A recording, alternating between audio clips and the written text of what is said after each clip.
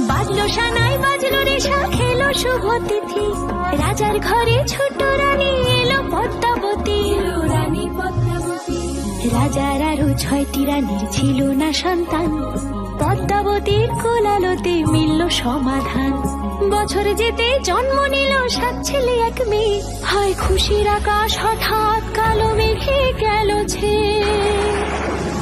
হিংসেতে যায় জ্বলে পুড়ে বাকি 6টি রানী, যুক্তি করে ঘটায় ওরা 7 কুমারের হানি। সুযোগ মতো 7 ছেলেকে মাটিতে দেয় পুঁতে, বাঁচে একা পারুল ওরা পায় না তাকে ছুতে। ধাইমা বাজায় সেই মেয়েকে বড় করে তোলে, 7 ভাইকে পায় যে পারুল 7টে চাপা ফুলে। এত কিছুর পরেও রাজার বিপদ যে কাটে না, সূর্য নগরে সুখের সূর্য আর ওঠে না। হিংসা বিবাদ বিচ্ছেদ আর প্রেমের কাহিনী